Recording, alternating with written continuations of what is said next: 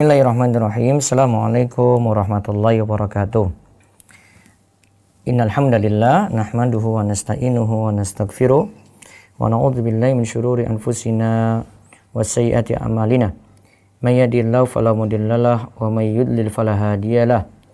Wa asyhadu an la ilaha illallah wahdahu la syarikalah wa asyhadu anna sayyidana Muhammadan abduhu wa rasuluh. Allahumma shalli ala nabiyina wa sayyidina Muhammad wa ala alihi wa man tabi'ahum bi ihsan ila yaumiddin. Allahumma inna nas'aluka ilman nafi'a wa rizqan thayyiba wa amalan mutaqabbala.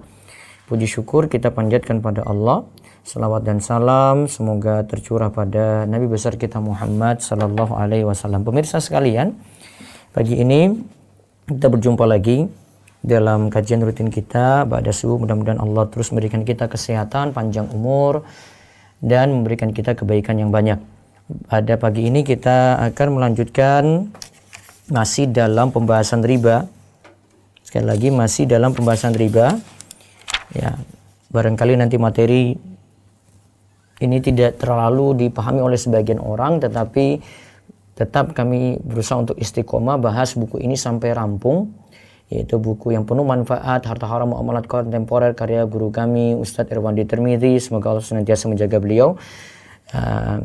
Nanti akan bermanfaat suatu saat ketika mungkin ada pertanyaan atau video ini akan terekam dan orang-orang akan mencari masalah ini. Mudah-mudahan juga bisa membantu, bisa terjawab. Kali ini kita akan membahas seputar saham buy on margin, beli kala menguntungkan. Ini sebenarnya tipe kita juga ketika menjual sesuatu, ya.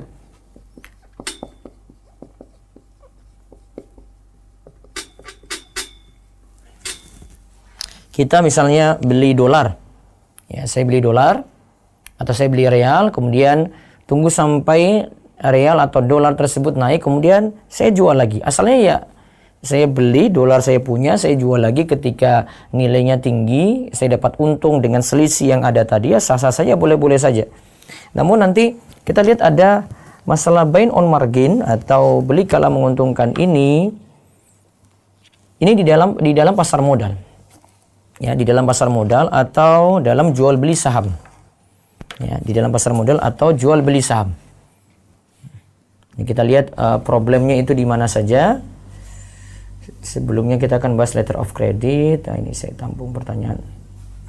Ya, buy on margin. Ya, monggo dibaca. Di antara bentuk riba dain pada masa sekarang adalah transaksi buy on margin di pasar modal. Beli kala menguntungkan atau buy on margin adalah pembelian aktiva dengan pembayaran di muka yang disebut margin. Sisanya ditutup dengan pinjaman dari bank atau pialang. Umumnya, pinjaman tersebut berbunga yang harus dibayar setiap bulan, dan pialang atau bank mensyaratkan agar aktiva yang dibeli sebagai agunan hingga investor melunasi kreditnya. Nah, kita pahami dulu. Ini beli kala menguntungkan kalau di pasar modal, ini jika di pasar modal, ya. Jika terjadi di pasar modal. Ini pembelian aktiva.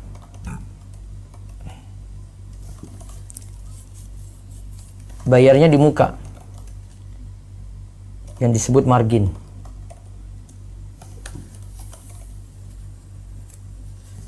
Ya, bayarnya di muka yang disebut margin. Coba cek murotal siapa bunyi itu.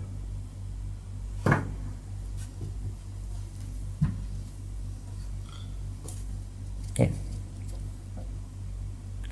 Pembelian aktiva dengan pembayaran di muka yang disebut margin. Terus sisanya ditutup dengan pinjaman dari bank. Sisanya ditutup dengan pinjaman dari bank atau pialang. Nah, umumnya pinjaman tersebut berbunga. Nah, ini masalahnya nih. Umumnya pinjaman tersebut berbunga. Ini ya, di garis catatan, ini pinjamannya itu berbunga. Yang harus dibayar setiap bulan. Yang harus dibayar setiap bulan. Dan pialang atau bank mensyaratkan agar aktiva yang dibeli sebagai agunan. Jadi yang dibeli tadi, jadi ini pembelian aktiva. Nah, aktiva tadi itu sebagai jaminan. Yang dibeli itu sebagai jaminan atau agunan hingga investor melunasi kreditnya. Jadi barang yang dibeli itu sebagai jaminannya. Sekarang kita lihat misalnya. Misalnya, investor A memperkirakan harga saham perusahaan AB akan naik setelah beberapa bulan. A hanya mempunyai uang tunai 100 juta rupiah. Jadi di sini A punya uang tunai 100 juta rupiah. Ya. Harga saham perusahaan AB pada saat itu 100.000 per saham. Ada 100.000 per saham harga.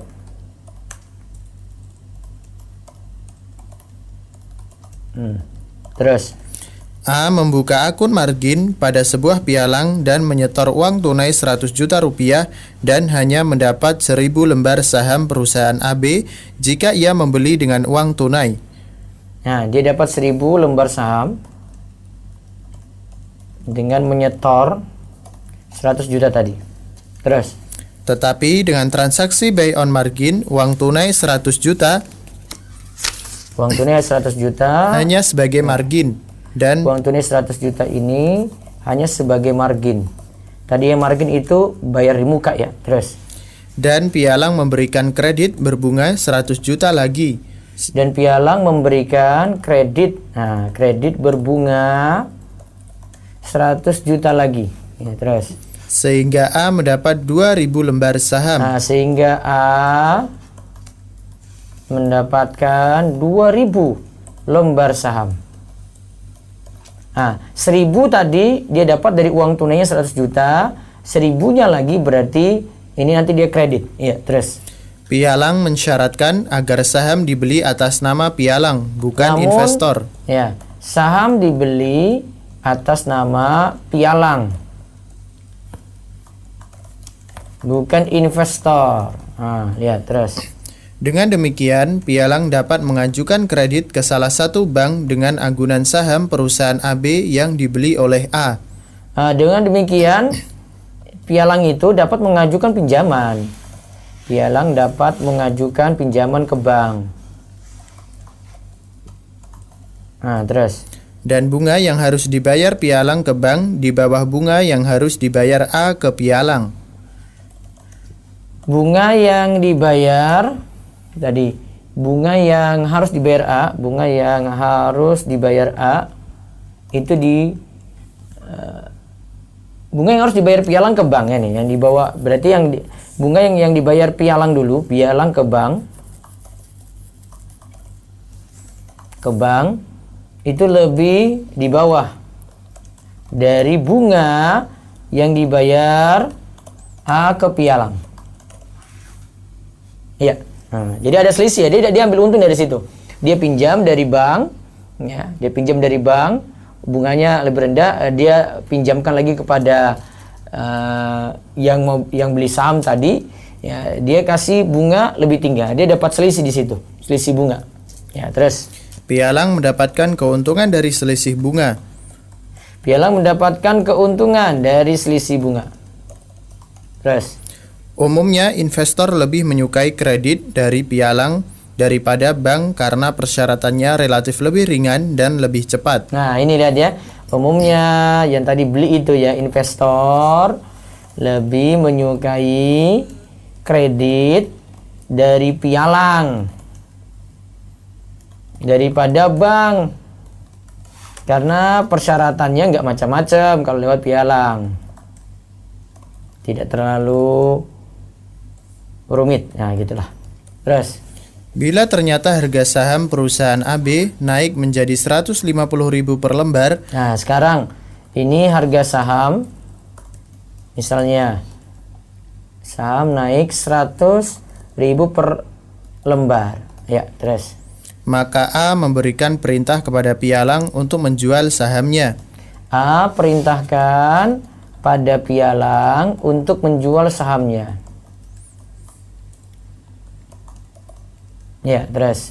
A mendapat keuntungan 100 juta rupiah dipotong bunga yang harus dibayar. A mendapatkan keuntungan 100 juta rupiah ditambah dengan bunga yang harus dibayar. Dia dikurangi harus ini ya. A mendapatkan keuntungan 100 juta rupiah dipotong ya. Dipotong bunga yang harus dibayar. Terus jadi dia bayar bunga pada si pialang tadi. Ya, bunga pada pialang dia bayar. Ya, terus jika yang terjadi sebaliknya, harga saham jatuh menjadi 50.000 per lembar. Nah, sekarang harga saham jatuh. Kalau tadi kan harga saham naik ya, sekarang harga saham jatuh jadi 50.000 per lembar ya. Dapat dipastikan modal investor A menjadi 0 dan ia harus membayar bunga. Modal investor A jadi 0 dan ia harus membayar bunga. Terus nah, sekarang kita bahas hukumnya. Itu tadi gambarannya ya, dan ia harus membayar bunga. Sekarang hukum buy on margin. Hukumnya sekarang baca. Dari tinjauan fikih, dalam transaksi buy on margin terdapat transaksi pinjaman berbunga, dan setiap pinjaman berbunga hukumnya adalah riba yang diharamkan. Yang jelas ini kan pinjaman berbunga. Jadi secara umum ya, pinjaman berbunga riba. Ya, pinjaman berbunga itu riba sebenarnya haram. Jadi kita bahas ini buy on margin.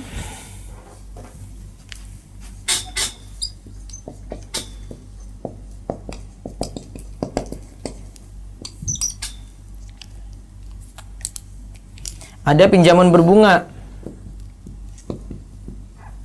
Dan pinjaman berbunga dalam hal beli apapun juga sama ya.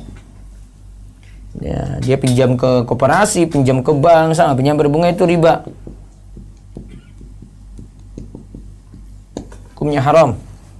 Ya, terus keharaman hukum buy on margin ini ditegaskan oleh AAOIFI yang menyatakan tidak boleh membeli saham dengan pinjaman berbunga yang diberikan oleh pialang atau lembaga lain. Buy on margin juga tidak boleh menjadikan saham yang dibeli sebagai agunan.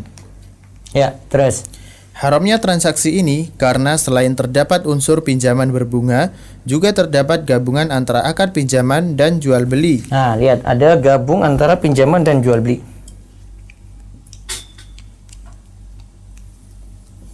Ada gabungan akad pinjaman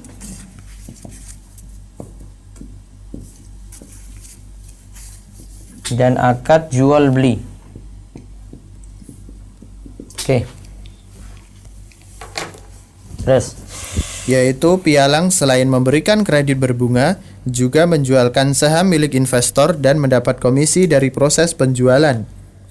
ya. Dengan demikian, pialang mendapat keuntungan dari akad pinjaman berupa komisi dari penjualan. Lihat ya. Ini ada akad pinjaman dan jual beli, yaitu pialang selain memberikan kredit. Pialang itu selain memberikan kredit berbunga, tadi kredit berbunga yang pertama tadi, terus menjualkan saham juga milik investor. Saham milik investor dia jualkan dan mendapatkan komisi dari proses penjualan. Dia dapat komisi dari proses penjualan. Ya, terus. Dan Nabi Shallallahu Alaihi Wasallam telah melarang penggabungan antara akad pinjaman dan jual beli. Nah, di sini ingat hadis ini terus berulang kalau kita bahas muamalah ini. Ini nggak boleh. La yahillu salaf wa bai'.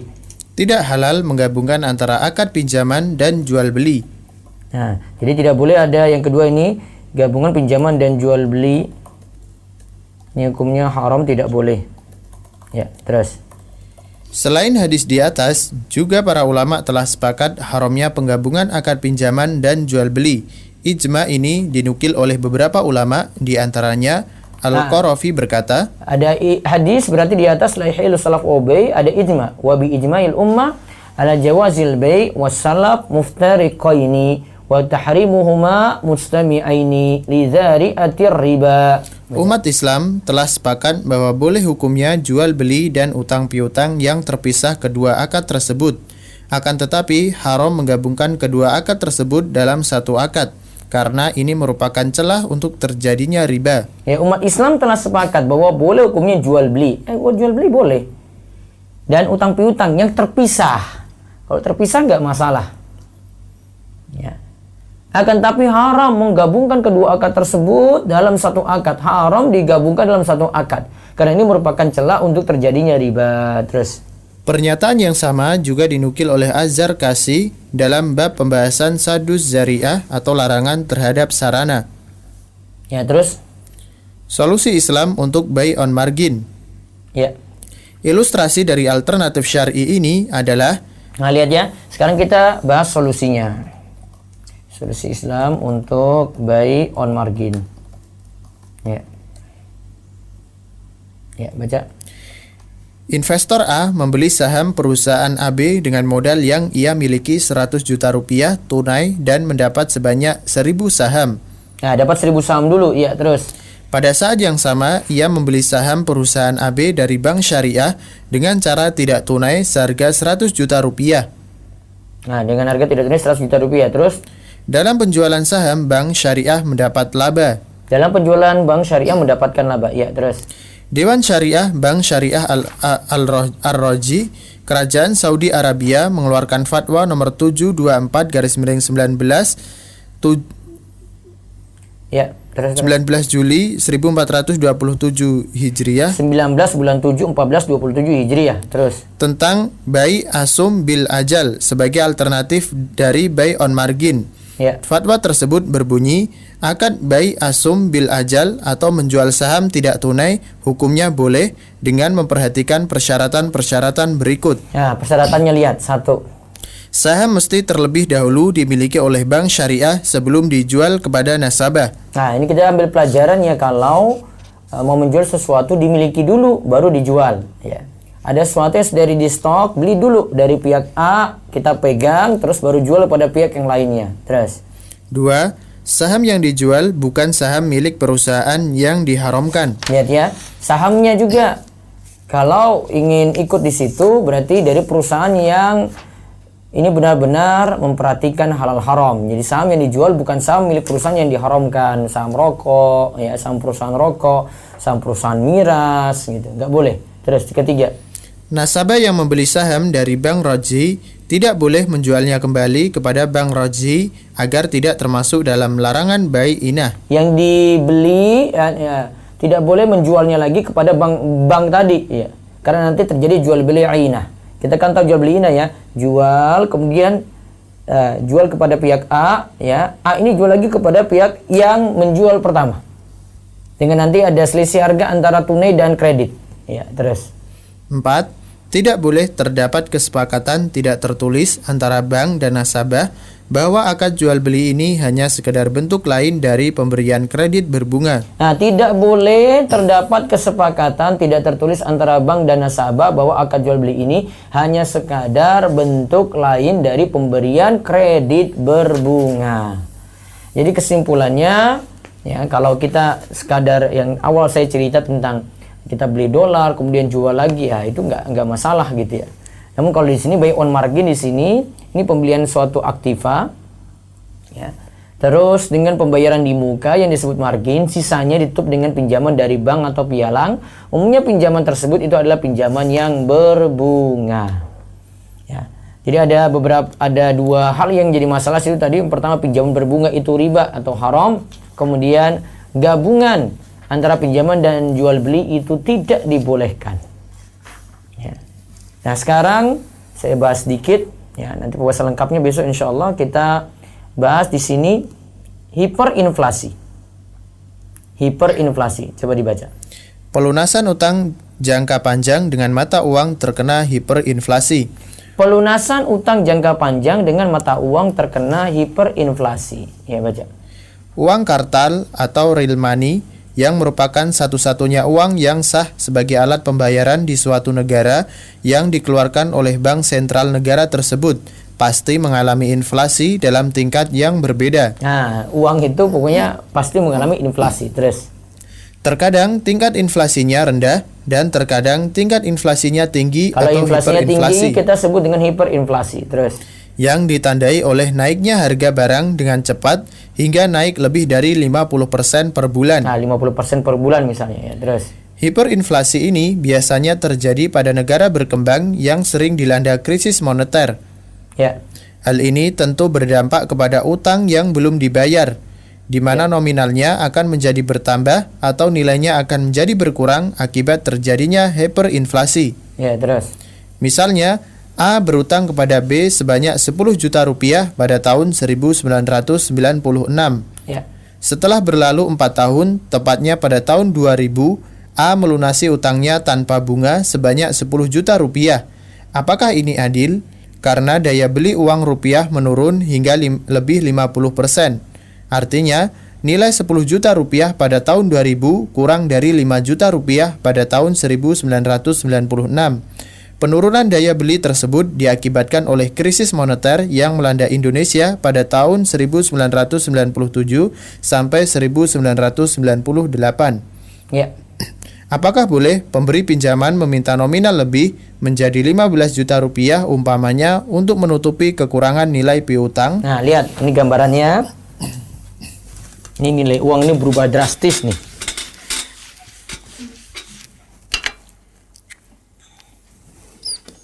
A pinjam pada B 10 juta rupiah. Ini tahun 96 sebelum krisis moneter. Terus 2000 uang 10 juta tadi, di tahun 2000 uang 10 juta tadi itu sudah turun nilainya kurang dari 5 juta rupiah. Ya. Nilai 10 juta rupiah pada tahun 2000 kurang dari 5 juta. 10 juta di tahun 2000 itu kurang dari 5 juta. Nah, apakah boleh di sini? Ya, karena ini 10 juta. Ini kan kurang dari 5 juta. Kalau kembalikan 10 juta di tahun 2000, nanti A ini, ya, B ini rugi dong. Nah, sekarang gimana kalau dijadikan sudahlah 15 juta. Kembalikan 15 juta rupiah.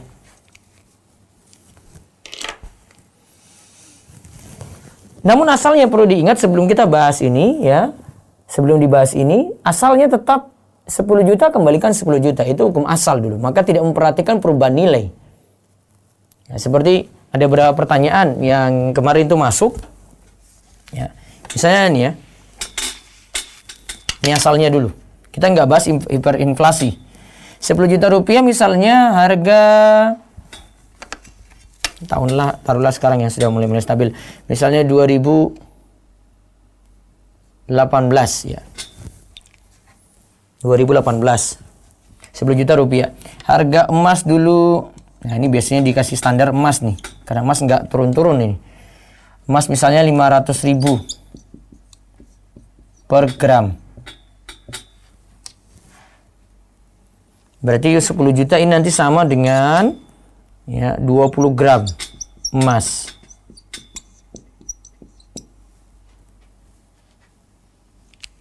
Nah, di tahun 2020 dia nagih.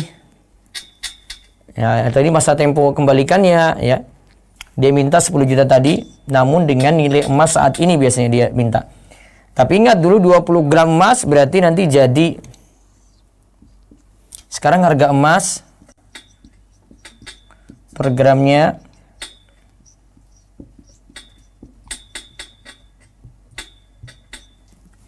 Rp1.000.000 misalnya. 900 gitu 1 juta. Saya taruh 1 juta misalnya. Maka kalau jadi 20 gram emas, jadi uang tadi berubah 20 juta. Oke. Mengalami kenaikan tuh, lihat. 10 juta jadi 20 juta. Seandainya tidak terjadi hiperinflasi, maka nilai uang tidak berubah. Pinjam 10 juta, kembalikan tetap 10 juta. Itu kaidah kordun ya. Nah, kita bahas kordun. Tidak berubah. Berarti resikonya apa? Kita tidak perhatikan harga emas ini. Kalau mau dikembalikan dengan emas, nah ini 10 juta dia minta kembalikan dengan emas, berarti 10 juta hargakan emas saat ini. 1 juta berarti jadi 10 gram emas.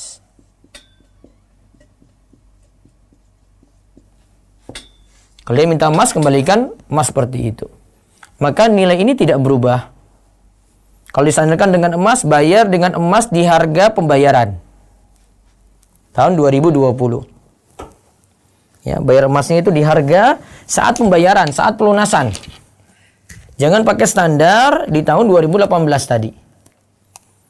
Nah, dan ini yang disebutkan juga dalam hadis Nabi SAW ketika utang itu ingin dibayar dengan yang lainnya. Saya sebutkan hadisnya.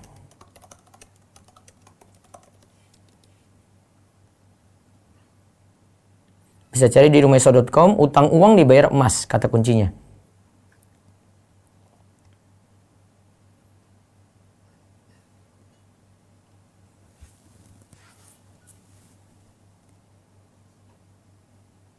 Nah, lihat ya, ada hadis gini. Dalam hadis dari Ibnu Umar radhiyallahu anhu bahwa beliau menjual unta di Baqi' dengan dinar dan mengambil perbayarannya dengan dirham. Kemudian beliau mengatakan, "Ataitu Nabiya sallallahu alaihi wasallam faqultu Ruwaidaka as'aluk inni abi'ul ibila bil Baqi' bidananir wa akhudhu darahim." Qal la ba'sa an ta'khudha bi si'ri yaumiha ma lam taftariqa wa bainakuma syai'un. Aku mendatangi Nabi SAW dan ku sampaikan, saya itu menjual unta di Baqi' dengan dinar.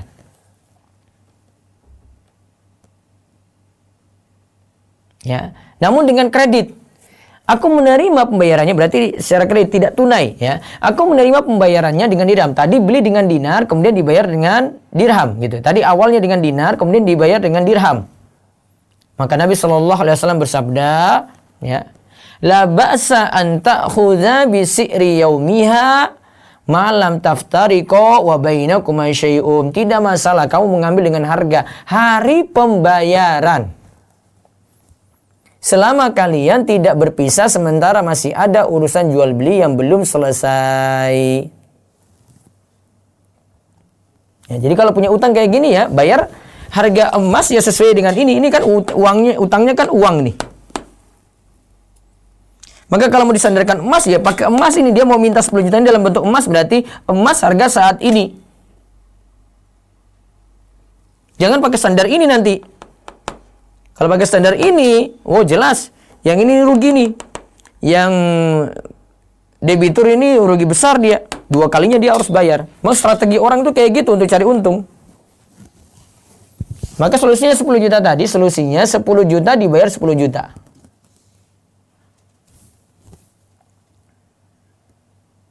Kalau dia minta emas berarti emas yang harga saat 2020 pelunasan, berarti 10 gram emas.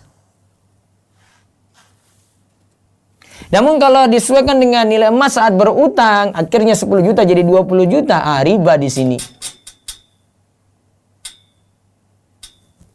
Maka utang itu bertambah jadi riba duyun, bertambah. Kemudian ada penundaan. Ada penundaan riba nasiah. Jadi 2 riba sekaligus kena. Nah, ini yang saya jelaskan di buku saya, ya, Taubat dari Utang Riba dan Solusinya. Ini habis cetak nih, mudah-mudahan bisa dicetak lagi. Di solusinya pakai harga emas saat ini. Kalau dia bawa ke emas yang dulu, nah, dibawa ke harga saat ini, 20 gram emas nih, kamu dulu utang. Nah, berarti utangmu sekarang ini karena harga emas sekarang 1 juta rupiah, kamu bayar 20 juta rupiah. Nah, ribanya di situ. Nah, wallahu a'lam bishawab. Nanti hiperinflasi insyaallah kita bahas di pertemuan besok pagi. Monggo jika ada pertanyaan kami buka. Ya, pertanyaan bebas, bisa terkait materi ataupun di luar materi. Dari Zoom dulu monggo silakan. Yang telepon nanti bisa di 0812 281 85131. Dari Zoom monggo. Ya. Ibu Dina Umul, silahkan dibuka. Ibu Dina. Kita lanjut dulu ke Ibu Masita Parman, silahkan Bu. Nah, bismillah, assalamualaikum Ustaz. Waalaikumsalam warahmatullahi wabarakatuh. Silakan Bu. Iya, Ustaz mau bertanya, bolehkah transaksi jual belinya gini Ustaz? Misalnya Ana sama temen tuh sama-sama jualan. Temen beli dagangan Ana senilai 40.000. Ya. Ana beli dagangan dia senilai 20.000. Tapi dia langsung motong dari nilai dagangan dia, jadi dia bayar ke Ana itu 20.000. Karena kan Ana beli dari dia 20.000, itu boleh nggak Ustaz? Nah, coba kita bahas analisa dulu. Sebentar. Iya Ustaz.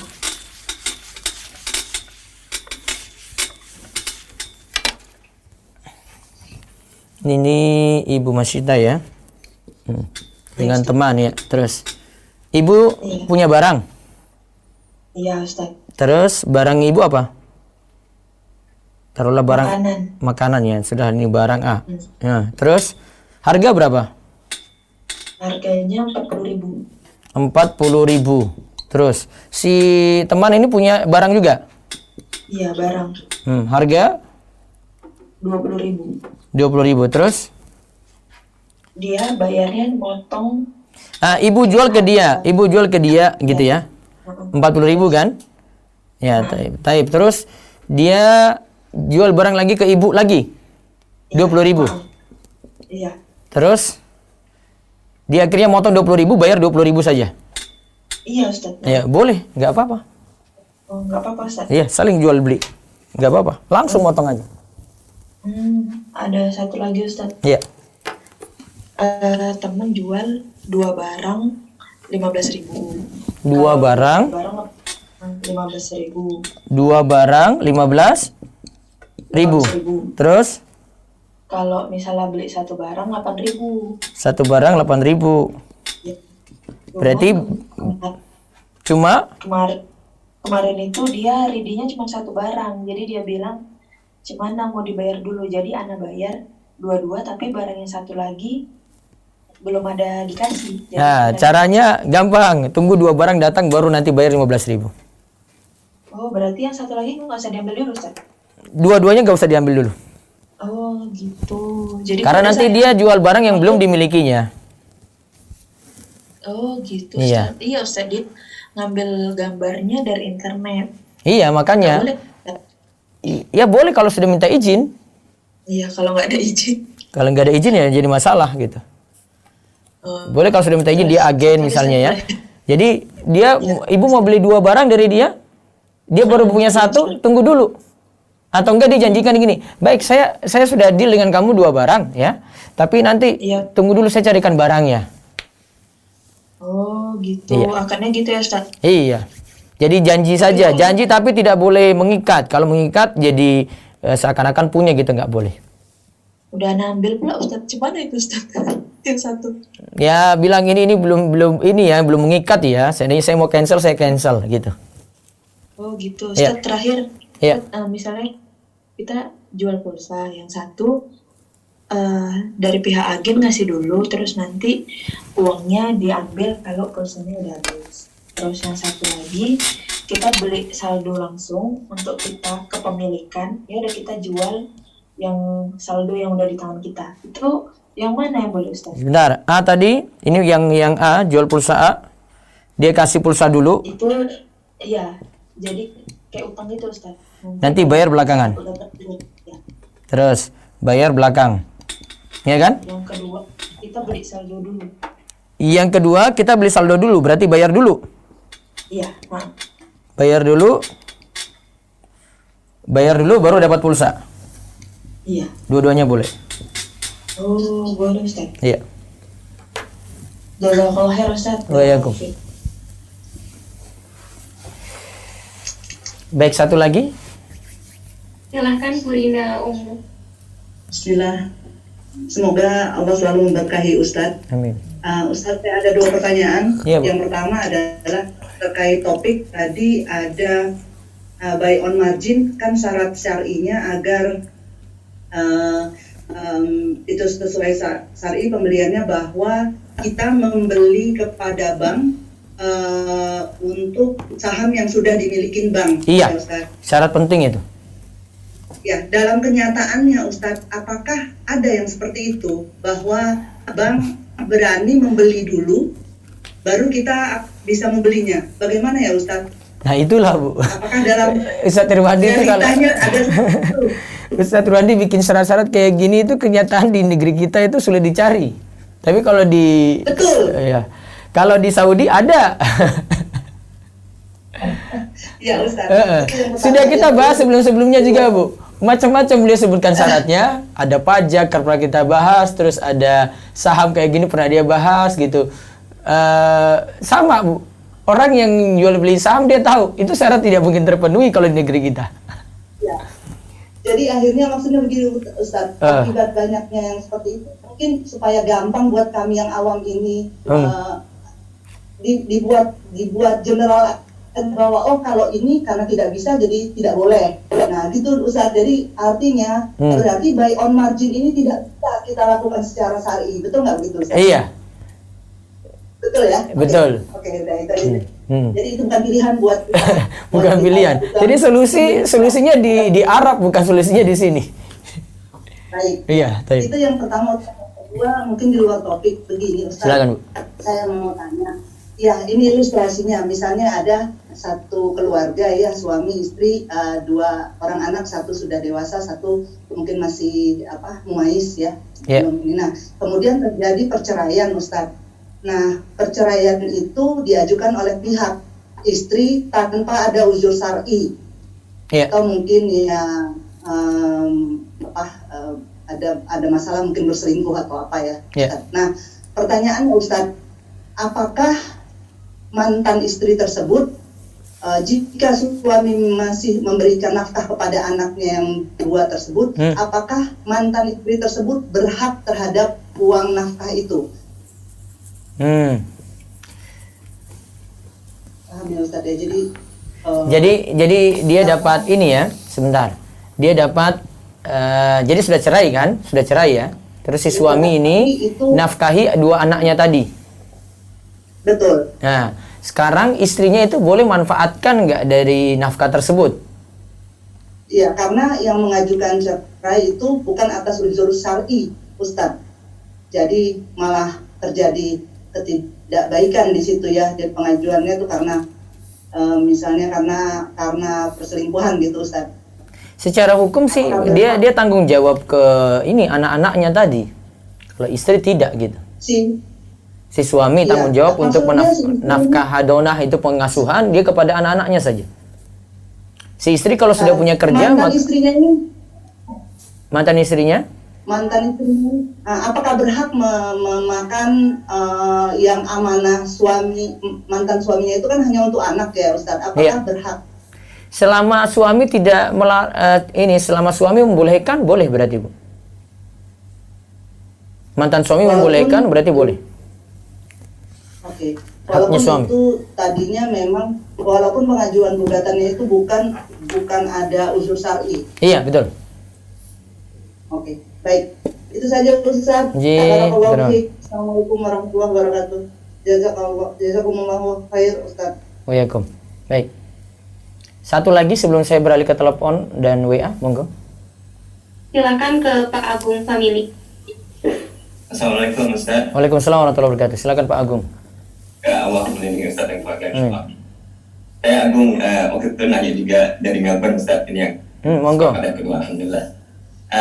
Bagaimana bila kita mengadakan beli jual saham, ini sudah memenuhi kaidah syariah seperti bukan perusahaan yang haram, tidak terjun juga. Cuman ketika atau mengadakan jual beli tersebut kan seseorang tersebut melihat harga naik, harga turun. Iya. Pertanyaan saya, bagaimana batasan itu bukan sebagai gambling gitu Ustaz? Bukan menjadi suatu judi ketika lihat oh ini naik, saya taruh di sini, ini turun, saya taruh di sini gitu. Mohon nanya Pak. Sama dengan Pak Agung jual dolar gimana coba? Saya nggak jual dolar. Misalnya saya beli dolar ya, saya beli dolar, saya punya uang sekarang dolar, saya beli terus ya. Terus sekarang dolar tuh naik 20.000 lah per dolarnya gitu. Boleh nggak seperti itu? Boleh ya, karena keadaan mau jual dolar atau mau beli dolar. Iya terserah kan. Seandainya pagi saya beli 15.000, siangnya saya jual dia naik langsung jadi 20.000, boleh nggak? Boleh. Nah boleh, sama berarti. Namun saham tidak sesimpel ini. Saham lebih kompleks lagi gitu. Ya taruhlah jual beli kayak begini itu boleh gini ya. Tapi dalam saham itu ada macam-macam nih. Tadi syarat yang Pak Agung sudah sebut tadi ya. Yang perusahaannya halal. Tadi buy on margin yang tadi ada pinjaman berbunga. Nah, itu tidak boleh. Yang ketiga lagi, ada satu lagi syarat di buku Ustaz Irwandi ini sebutkan, perusahaan tersebut bukan perusahaan yang melakukan transaksi haram. Misalnya pinjam riba, itu nggak boleh. Ada syarat lagi berikutnya itu yang beliau sebutkan di sini. Nah, ini yang syarat yang berat yang seperti tadi ditanya sebelumnya ini, itu juga sulit dipenuhi kalau di bursa saham di negeri kita. Nih, di sini ada syaratnya, ada di halaman halaman 603 ini. Saham perusahaan yang usahanya halal. Ya, usahanya halal sudah, tapi memiliki utang dalam bentuk ribawi atau punya transaksi ribawi. Nah, di sini beliau lebih kuatkan pendapat kebanyakan ulama itu memilih tidak boleh.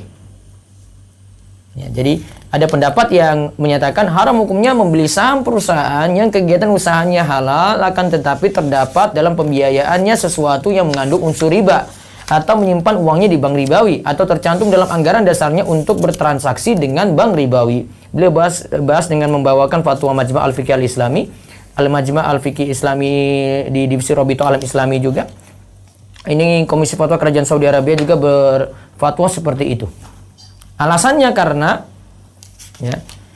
hubungan antara pemegang saham dan perusahaan adalah akad wakalah, mewakilkan, akad wakalah. Maka jika seorang muslim tahu bahwa perusahaan tersebut melakukan transaksi riba dan tetap membeli saham perusahaan itu, maka ia mewakilkan kepada perusahaan tersebut untuk melakukan transaksi riba. Ini pertanda bahwa ia menyetujuinya. Jadi ada syarat yang lainnya lagi.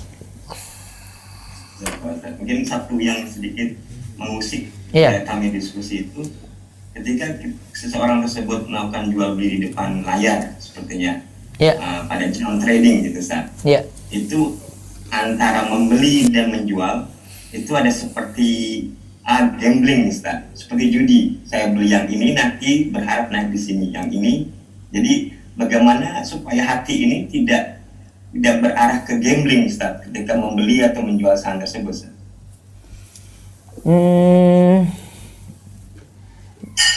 Iya sih, main-main ini sih, tapi biasanya itu ada trik lain, itu pakai bantuan pialang, nanti dia jualkan, padahal kita belum serahkan ke dia gitu. Ada sesuatu yang belum dimiliki dia jual gitu. Namun secara ini sih tidak masalah. Secara hukum tadi sih tidak masalah. Wallahu a'lam. Nah, Ustaz, jazakallah khair Ustaz. Jazakallah. Ya, baik. Baik, saya beralih dulu ke WA, monggo silakan. Izin bertanya Ustadz. Nah, ada yang lewat telepon, coba. Assalamualaikum. Assalamualaikum. Ya, silakan. Kalau yang contoh tadi kan kalau ada Utang. nggak boleh dikonversi ke emas kan bayarnya. Iya, boleh saja sih konversi, tapi nanti pakai harga emas hari ini. Oh iya. Nah, bagaimana kalau misalnya saya punya logam mulia misalnya 10 gram, ada teman saya mau pinjam. Nah, daripada saya jual logam mulia itu, kan nanti nggak bisa dibalikin lagi dengan gram yang sama. Jadi saya kasih aja, saya pinjemin logam mulia itu ke dia, dan nanti dia jual apa, nanti pas dia mau balikin logam mulia 10 gram itu dibalikin lagi ke Anda. Berarti kan pinjamin logam mulia sebenarnya. Itu boleh kan? Kalau pinjamin logam mulia, ya bisa berarti kembalikan logam mulia juga. Misalnya pinjamnya 10 gram misalnya ya, maka kembalikan 10 gram logam mulia juga. Oh, boleh gitu? Iya boleh, dan itu lebih stabil kan? Iya, daripada saya saya jual logam mulia saya kasih uang ke dia, nanti pas dia balik kita bakal dapat 10 gram lagi. Iya, kalau gitu kasih 10 gram logam mulia, sudah ini saya pinjamin 10 gram ya, besok kembalikan ini ya. Atau bisa kembalikan dalam bentuk uang juga, namun dengan harga saat pengembalian. Harga saat pengembalian? Iya. Seandainya logam mulia jatuh, ya sudah pakai harga saat itu. Seandainya harga logam mulia kok naik, ya resiko dia gitu. Iya. Gitu ya? Baik. Ya. Waalaikumsalam. Waalaikumsalam warahmatullahi wabarakatuh. Baik, WA dulu. Nanti baru saya ada pertanyaan lewat YouTube juga bagus-bagus nih. Ya. Izin bertanya Ustadz, saya hamba Allah dari Bogor. Ya. Saya sudah terlanjur terjerumus dalam riba KPR konvensional. Rencana mau take over. Ya. Apakah saya masih kena dosa karena sama-sama membantu orang lain untuk riba, tapi di sisi lain saya pengen keluar dari riba? Saran saya tidak take over.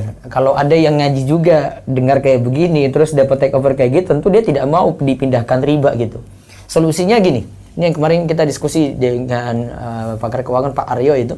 Solusinya pertama pokoknya bertekad tidak mau utang riba lagi. Saya tobat nih. Ya, tobat. Kemudian yang kedua, ya, lunasi pokok. Ya, lunasi pokok.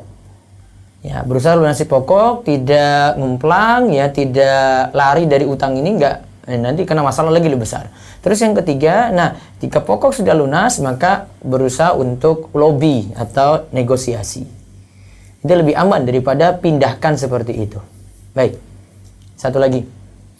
Maaf Ustadz, mau bertanya, suami saya punya kreditan mobil. Pas pengambilan mobil, pihak yang mengkreditkan mobil tidak bilang kalau terlambat membayar dikenakan denda. Tapi pas suami saya setoran pertama baru bilang kalau terlambat membayar dikenakan denda. Ini bagaimana Ustadz?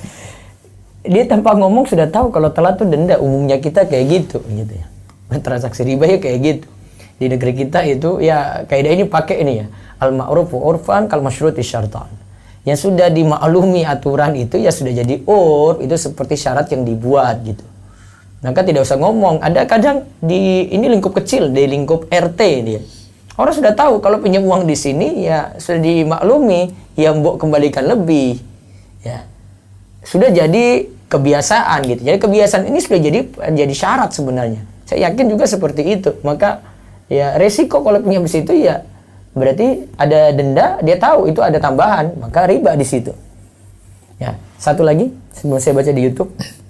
Bila ada biaya administrasi saat melakukan pinjaman di Pegadaian Syariah, apakah boleh? Nah, biaya admin itu ini jadi masalah ini karena jadi tambahan ya. Yang kemarin kita singgung itu kalau misalnya sewa box itu ya. Ada sewa box, terus setiap nanti masuk barang ada emas baru lagi, nanti boxnya ada biaya sewanya lagi gitu. Padahal box yang ada itu masih bisa muat. Sebenarnya akal-akalan untuk dapat laba dari sini, ini bukan untuk nyewa box, itu layaknya admin tadi. Nah, maka kalau tujuannya cari laba seperti tadi ya tidak dibolehkan. Nah, sekarang saya ini dulu di YouTube ini. Ustadz, berarti jika ingin berinvestasi di Indonesia lebih baik kita berinvestasi kepada pengusaha muslim yang kita kenal. Iya, cari yang jujur, yang kita kenal, ini lebih aman itu ya. Cari yang pengusaha-pengusaha jujur banyak. Ya, cari yang amanat atau yang sudah punya usaha berkembang, kita tambahin modalnya, kemudian kita dapat keuntungan dari situ, lebih aman itu.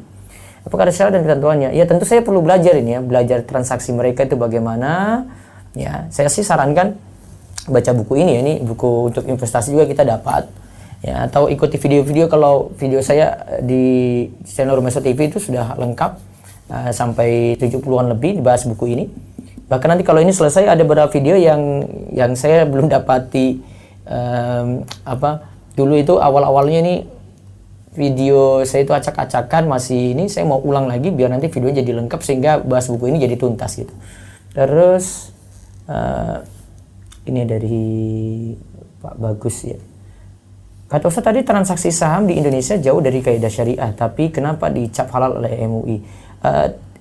Silakan menghukumi, dan ingat ya, fatwa itu tidak jadi harus untuk diikuti gitu ya. Dan itu bukan jadi menjadikan suatu jadi halal gitu. Kalau transaksinya masih bermasalah bisa saja dikritisi. Dan ini kan Ustaz Irwandi bawakan kritikannya juga kan dari orang-orang yang pakar juga. Fatwa ulama-ulama internasional yang beliau selalu bawa di sini. Jadi beliau kalau mengkritisi sesuatu, beliau bawakan yang memang realitanya ini menyelisih aturan gitu. Tidak mungkin beliau cuma karena benci, itu nggak mungkin. Ya, terus kemudian kalau saya beli pakai kartu kredit tapi bayarnya tepat waktu dan tidak kena penalti, apakah itu tidak riba Ustadz? Gini, kartu kredit yang kita bahas kemarin itu masalahnya bukan hanya sebatas ini. Pertama, ada di situ bunga ya 10% tadi ya. 10% yang pernah kita bahas. Bunga ini terjadi ketika kan ada minimal payment itu ditagih. Ya, utang 20 juta di kartu kredit, kemudian ditagih cuma 2 juta saja. Nah, diberikan batasan waktu. Batasan waktu tertentu untuk lunasi sampai full payment. Nah, ketika tidak lunas maka nanti kena bunga. Nah, ketika beberapa waktu lagi itu nanti kena denda. Nah, denda 1,5% nanti ada hitungannya sendiri.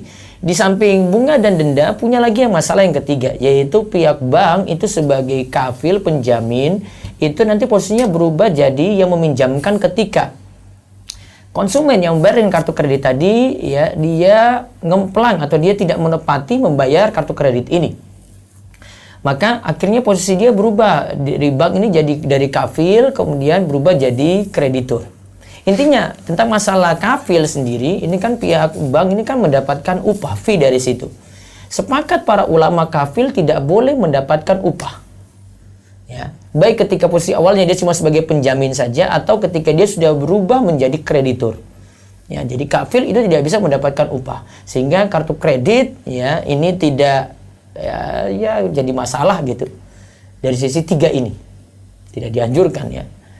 Namun kalau misalnya dengan terpaksa, ini ada pembahasan juga di buku ini, dengan terpaksa kita pakai kartu kredit karena beberapa aplikasi harus dibeli dengan ini, apalagi kalau orang punya fasilitas seperti Apple gitu, dia tidak bisa cara yang lainnya. Ada sebenarnya dengan cara lain sih, seperti dengan Dana dan yang lainnya gitu. Namun taruhlah dia pilih kartu kredit ya, terpaksa dengan cara seperti ini, maka apakah transaksinya itu sah? Karena situ kan ada utang dan ada ribanya gitu ya. Apakah itu sah? Ada dua pendapat dalam hal ini. Ada yang katakan kalau adanya riba ini merusak akad utang tadi, sehingga akhirnya utang atau pinjaman ini jadi bermasalah juga. Namun ada pendapat kedua dan ini yang lebih tepat, riba ini tidak mempengaruhi utang tadi. Maka yang sudah diperoleh dengan kartu kredit tadi itu jadi boleh dimanfaatkan. Nah, kalau keadaan darurat, ya keadaan darurat untuk memakainya maka tidak ada masalah untuk itu. Ya yang jelas cuma sekadar butuh saja, tidak berlebihan dalam hal ini. Ya, solusi saya sarankan kalau ini dengan keadaan terpaksa ya, bayar full payment ya, tidak minimal payment. Ditakutkan nanti ketika ditagih, ketika full paymentnya ditagih kita tidak bisa lunasi, bayar dengan full payment, bayar 20 juta tadi kalau ditagih ya 20 juta, jangan cuma minimum payment saja. Terus yang kedua ya cuma untuk transaksi butuh, bukan untuk konsumtif yang berlebihan ya, ini perlu dijaga ya, harus dijaga seperti itu. Wallahu a'lam bishawab. Nah, terus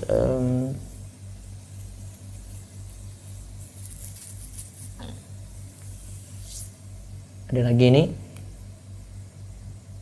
Ustadz, untuk membeli saham kita perlu membuka rekening sekuritas. Apa yang bisa kita lihat untuk menentukan sekuritas tersebut benar-benar berkonsep syariah?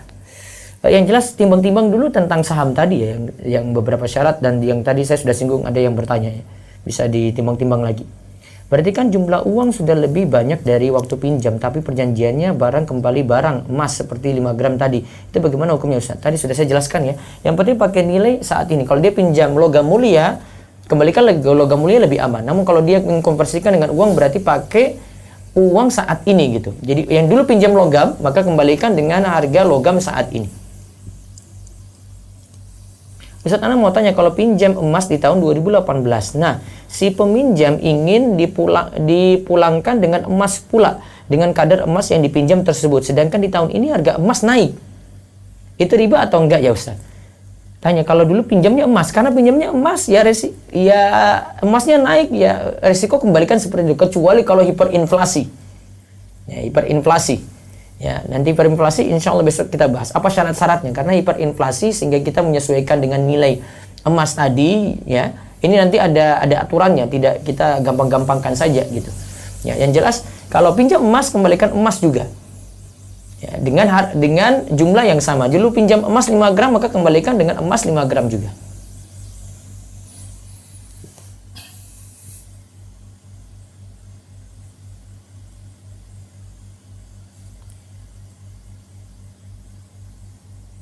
Ya ini, Assalamualaikum Ustaz, ingin bertanya, saya rencana mau take over riba KPR, apakah boleh hukumnya take over ke non muslim? Tetap jadi masalah ya, saran saya tidak selesaikan seperti itu ya. Karena saya sempat dengar Ustaz kalau ke muslim malah menjerumuskan dia ke riba. Iya, tapi ke non muslim yang jelas gini, aman-amannya kayak tadi yang saya kasih solusi, pokoknya lunasi saja dulu ya sebisa mungkin. Terus lunasi dengan aset lain belum ada, pinjam ke teman belum ada juga. Di sisi lain saya pun habis hijrah pekerjaan di mana penghasilan saya hampir setengahnya dari sebelumnya. Sudah, kalau gitu berusaha untuk lunasi semampunya dulu ya, banyak minta tolong pada Allah, bertekad untuk lunasi utang, mudah-mudahan Allah akan menolong. Baik, lewat Zoom lagi silakan. Via chat ya Ustaz. Ya. Assalamualaikum Ustaz. Waalaikumsalam warahmatullahi wabarakatuh. Saya menjual barang kembali dari suatu tempat. Saya diberikan izin untuk menjual atau mempromosikan semua jualan tersebut dan terserah mau dijual dengan harga berapa, bebas. Ya. Nah, sistem penjualan saya, kalau ada orang pesan baru saya belikan barang di tempat tersebut dan meminta DP sebagai bukti keseriusan kepada saya. Itu gimana hukumnya Ustaz? Jazakallahu khairan. Karena dia disuruh beli stok barang ya, biar tidak kena hadis la tabi malaysa indak, hadis Hakim bin Hizam. Jangan kamu jual barang yang belum dimiliki, karena dia disuruh memiliki stok barang dulu ya. Maka stok barang ini ada dulu, baru kemudian dia jual. Kalau tidak, gini, ada orderan tadi masuk ya, sekadar terima orderan saja, namun belum deal, belum jual belinya mengikat. Jadi seandainya di cancel setelah dia pesan, dia ambil barang terus dia beli terus dia punya, maka ya risiko dia tolak dulu, karena barang belum dimiliki secara utuh. Itu lebih aman. Kecuali begini, tugasmu cuma promo saja, promo tanpa kamu memiliki barang. Ya, tugasmu cuma promo saja. Ada yang pesan, ya langsung sampaikan kepada supplier, kemudian dari supplier ini yang nanti langsung kirim kepada konsumen. Nah ini kayak kerjaan dropshipper itu. Dropshipper ini sebagai wakil. Posisinya sebagai wakil, dia sebagai tukang promo, marketer saja ya. Kalau memang seperti itu maka aman itu ya. Tinggal nanti dia siap tanggung jawab, kalau ada yang komplain dia lapor lagi kepada supplier. Ini yang kemarin saya carikan langganan, ini dia protes kayak gini, tolong diperbaiki ya pelayanannya, atau barangnya ini tolong diatasi gitu. Nah dia bisa kayak begitu, tidak masalah. Yang penting dropshipper ini bukan dropshipper liar, dapat izin, atau dia itu ya sudah punya ikatan kerjasama dan dianggap sebagai wakil dan tugasnya mempromokan, ya itu lebih aman. Namun kalau dia itu disuruh stok barang dulu, baiknya barang di stok. Kalau enggak dia terima orderan tapi sifatnya tidak mengikat dulu sampai barang itu dimiliki, agar tidak melanggar hadis Hakim bin Hizam. Satu lagi lewat Zoom silakan. Ustaz masih dari chat juga. Assalamualaikum warahmatullahi wabarakatuh Ustaz. Waalaikumsalam warahmatullahi wabarakatuh. Nah, ini apa agak panjang ya Ustaz. Iya. Saya bacakan. Ana mau bertanya, saat ini Ana franchise minimarket dengan masa perjanjian 5 tahun. Saat perjanjian awal, biaya sewa toko sebesar 35 juta per tahun. Setelah 5 tahun, mau perpanjangan perjanjian franchise, maka sewanya juga naik menjadi 80 juta per tahun. Ternyata pihak minimarket sudah membayar sewa selama 7 tahun dengan harga sewa 35 juta per tahun. Tapi pihak minimarket tetap membebankan ke Ana sewa 80 juta per tahun untuk 2 tahun yang mereka sudah bayar. Sehingga Ana harus membayar pengalihan sewa dari pihak minimarket ke Ana plus pajak pengalihan sewa dan membayar sewa 3 tahun selanjutnya kepada pemilik gedung. Apakah ini termasuk riba Ustadz? Jazakallahu khairan. Baik, kalau ini dalam transaksi sewa pernah kita singgung di sini, sewa itu bisa disewakan lagi pada yang lainnya. Saya gambarkan, ilustrasikan gini.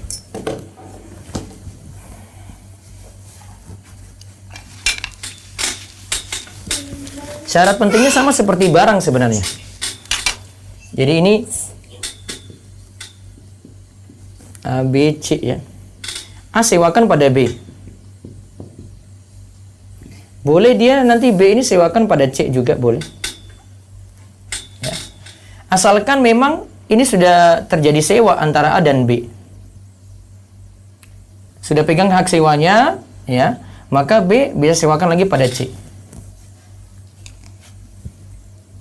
Ini yang kita bahas sebelumnya itu namanya dalam multijasa sebelumnya ini. Ijaru al-mustajir. Ya. Sewa pertama itu lebih rendah dibandingkan dengan sewa kedua itu. Ya. Hukum menyewakan kembali barang sebelum dikuasai. Nah, ini kalau sebelum dikuasai nggak boleh. Dikuasai dulu itu. Dianggap, ya istilahnya kalau kontrak tadi berarti dia sudah pegang kuncinya. Nah, baru dia sewakan lagi ke yang lainnya, tidak masalah. Kalau memang yang terjadi tadi kalau digambarkan cuma seperti ini saja, pihak pertama sudah sewa 35 juta. Ya, dia sudah pegang itu. Terus dia sewakan lagi pada pihak yang lain kan 80 juta gitu. Ya memang tinggi, tapi itu hak dia. Dia sudah bayar lunas yang pertama, terus yang kedua ini ya dia 80 juta untuk sewakan lagi kepada pihak yang lainnya gitu. Ya kalau merasa rugi, ya sudah nggak usah lepas dari franchise ini, mungkin lebih aman. Ya memang rugi sih kalau lihat dari sisi ini dibanding sewa langsung gitu ya. Dibanding dengan sewa langsung rugi. Karena mungkin dari pihak minimarket tadi itu sudah bayar cash langsung 35 juta dan dia miliki tadi. Dia disuruh dipasrahkan ini, terserah dia mau sewakan lagi kepada pihak lain. Wallahu a'lam. Ya, saran saya itu mungkin tidak lanjut, mungkin lebih aman di sini. Baik. Satu lagi lewat Zoom. Silakan Bu Mutmainah Marsum.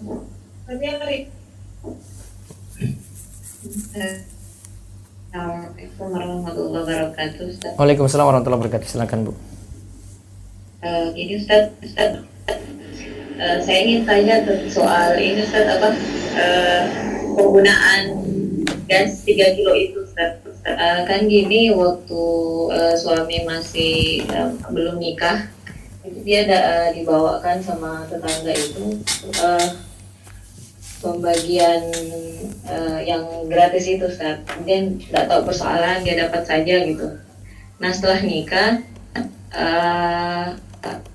saya pakai itu belum agak lama baru nikah itu baru saya tahu bahwa itu peruntukannya untuk masyarakat miskin. Iya, saya baca sini juga ini untuk masyarakat miskin ini. 3 kilo itu telah memutuskan mengugas itu untuk bagi masyarakat miskin ya. Terus saya merasa juga bukan haknya gitu Ustaz untuk pakai, tapi saya pernah mau ganti ke Pertamina itu, di sana katanya belum ada penukaran. Terus belakangan juga saya mikir juga, karena di sekitar rumah itu warung-warung yang menyediakan gas semuanya 3 kilo Ustaz. Kemudian pengalaman ini kadang kan saya kehabisan atau suami lagi nggak ada. Mungkin saya akan kesulitan kalau misalnya harus beli di tempat yang jauh karena di sekitar cuma 3 kilo. Iya, apakah ada keringanan gitu Ustaz? Saya takutnya juga mengambil hak orang lain gitu.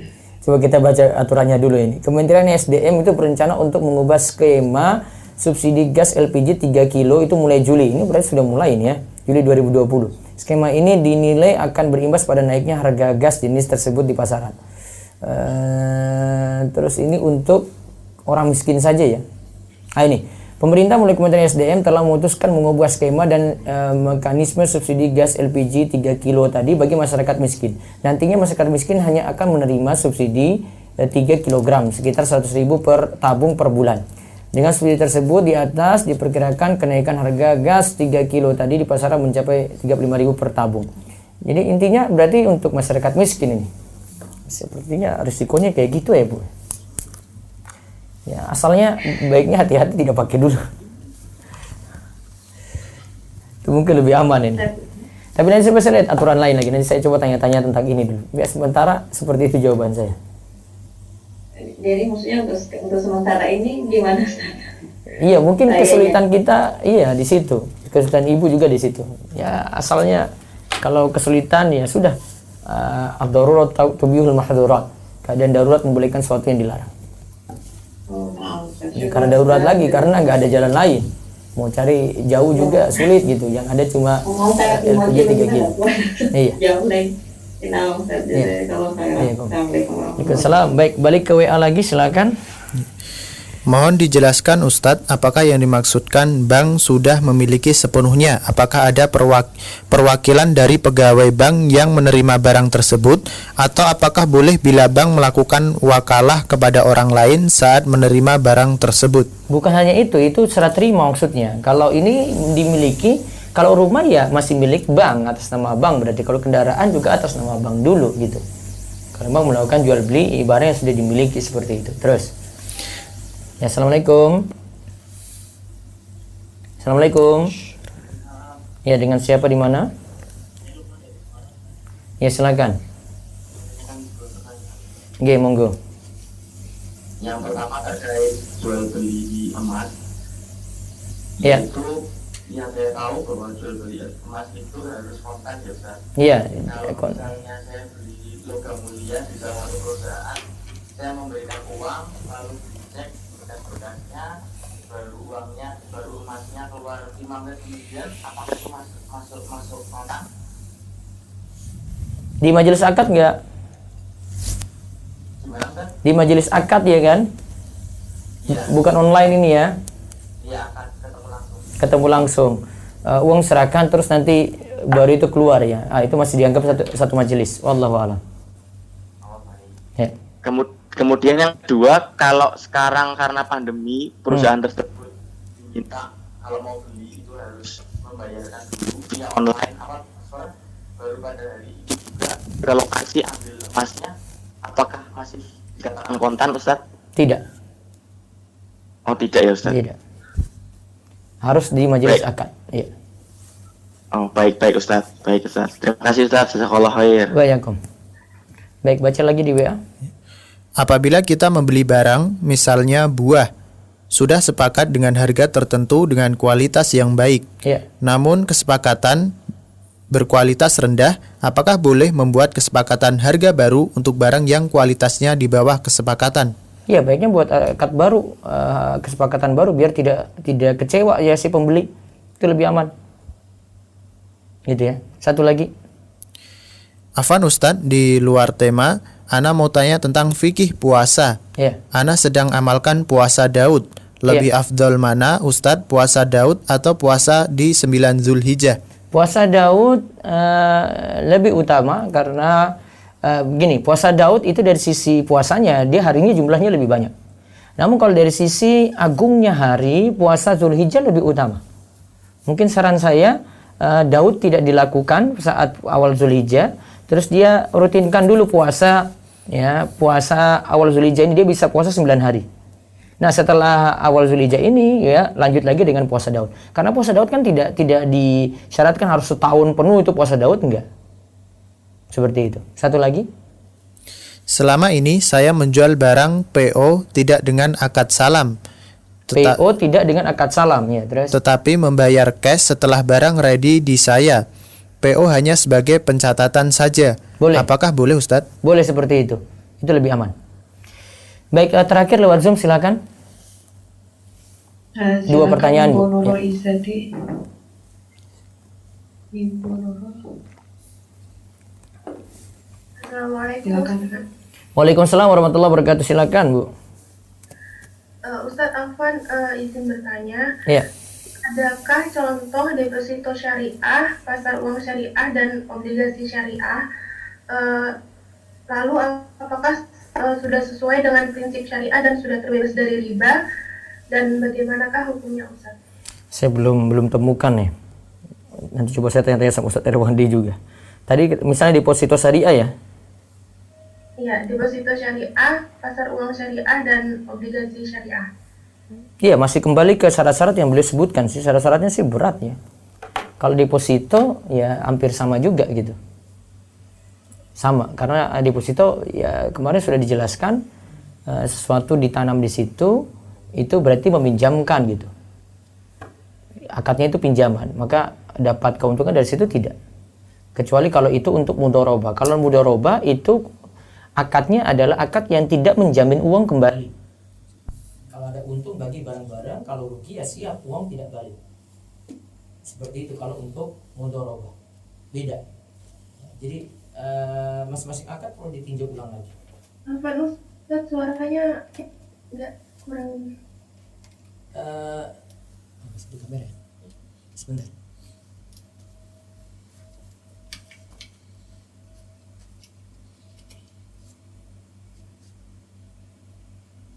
Berarti kalau akadnya itu mudharabah, Sebentar. boleh ya Ustaz? Sebentar Bu, ada setting suara dulu, baterainya habis. Sebentar.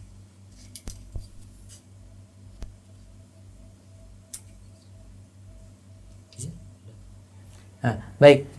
Suara saya masuk? Iya, masuk Ustaz. Ya, jadi tinjauannya itu banyak Bu di situ. Kalau baca lengkap sih mau puas sih baca ini dengan dalil-dalilnya lengkap gitu. Karena beliau tidak hanya pertimbangkan istilah obligasi syariah, beliau tidak pertimbangkan juga istilah deposito syariah begitu. Ada tinjauan masing-masing. Ya, intinya memang kalau di syariah kita butuh banyak banyak masukan-masukan sehingga akadnya itu menjadi syar'i ya. Tapi kalau mau hati-hati ya memang akadnya tetap ditimbang seperti mudharabah, seperti nabung tadi gitu. Karena misalnya kalau mudharabah, uangnya kan tadi yang saya sebut, akad itu kan uang tidak dijamin kalau mudharabah. Artinya kalau ada untung bagi bareng, kalau rugi ya siap menanggung resiko bareng. Dan nasabah di negeri kita belum siap seperti itu. Dia mau uang saya ditanam di situ, pokoknya harus ada gitu. Saya kalau nuntut mau balik ya harus ini. Nggak mungkin kan nanti kita bilang sudah rugi ambil aja bang, nggak apa-apa gitu. Kita belum siap nasabah kita itu. Paham ya? Iya, paham. Ya, baik. Baik, satu lagi terakhir di Zoom. Waalaikumsalam warahmatullahi wabarakatuh. Ibu Ida Nurmati, silakan Bu. Ibu Ida. Oh ya baik, kalau Ibu Ida tidak ada, Ibu Elika, silakan Bu Elika.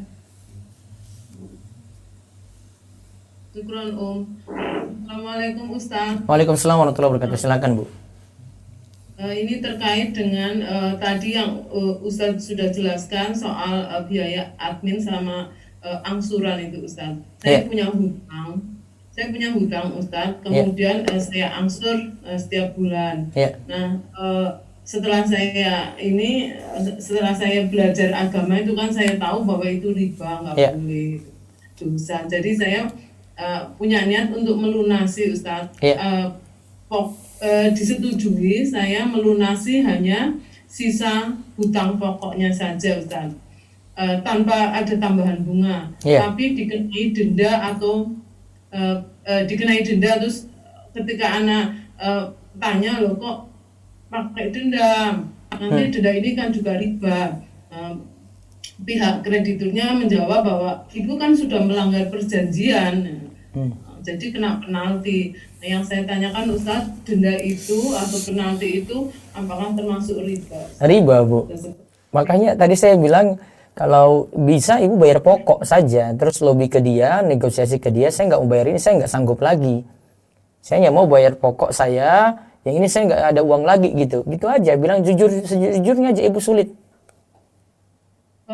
Saya sudah sampaikan gitu Ustaz, tapi katanya ini sudah perjanjian ibu nggak bisa, maunya hanya ada dua pilihan, ibu melunasi kena denda atau ya ibu angsur seperti biasa. Kami tidak mengabulkan. Kalau ibu mau selesai ya sudah lunasi, soalnya dia tetap nuntut terus, ibu nggak punya kekuatan di sini. Namun kalau masih bisa negosiasi Bu. Gitu aja. Mudah-mudahan bisa ya Bu ya. Ya amin ya Ustaz. Waalaikumsalam. Baik.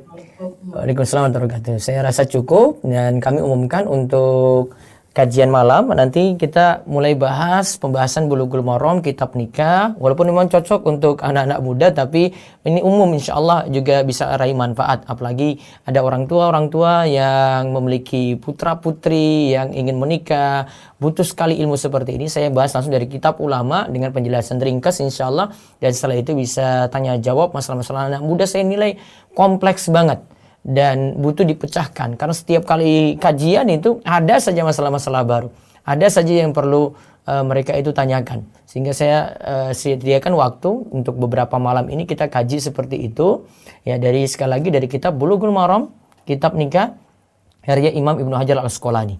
Itu sama seperti kitab yang kita bahas Jumat pagi. Kalau Jumat pagi itu saya bahas yang toharohnya, bersucinya. Malam ini ya yang bagian kitab nikahnya. Sehingga mudah-mudahan jadi sempurna nanti pembahasan di Bulughul Maram. Ada kitab toharohnya, ada kitab nikahnya. Mungkin suatu waktu saya bahas tentang keluarga, misalnya tentang masalah talaknya saya lanjutkan gitu ya. Nanti saya lihat kemudahan untuk menyusun ini insyaallah. Mudah-mudahan artikel yang saya siapkan, biasanya kalau artikel kaitan ini saya muat di ilmumaisha.com. Mudah-mudahan saya bisa siapkan untuk materi tersebut dengan penjelasan hadis yang singkat dan manfaat insyaallah. Demikian kami cukupkan. Ketemu lagi nanti malam dan besok pagi. Besok pagi pembahasannya tentang hiperinflasi tadi ya. Nah, kita cari solusinya, mudah-mudahan jadi ilmunya manfaat. Kita bisa terus istiqomah dalam thalabul ilmi. Bagi yang belum berlangganan dengan channel Romeso TV, biar dapat notifikasi juga tahu ada video terbaru. Karena di channel ini satu hari itu bisa 5 video, lebih dari itu juga bisa ya. Tergantung ada siaran live-nya, ada siaran rekamannya, ada video-video juga yang manfaat untuk anak, ada yang manfaat juga untuk remaja, ada ya, ada yang videonya dalam bentuk motion graphic ya, itu seperti yang tadi malam terbit ditayangkan, itu ada video tentang Dajjal lengkap kita buat dengan animasi sehingga orang itu dapat ilmu lebih enak, lebih enjoy gitu, dia bisa nikmati ya, bisa telusuri video-video yang ada di channel Romeso TV. Ya demikian, mudah-mudahan manfaat dan Allah beri kita semua kemudahan untuk menuntut ilmu dan diberikan karunia harta yang halal, dijauhkan dari harta yang haram dan diberikan qanaah dan kecukupan. Subhanakallahumma bihamdika asyhadu an la ilaha illa anta astaghfiruka wa atubu ilaik. Assalamualaikum warahmatullahi wabarakatuh.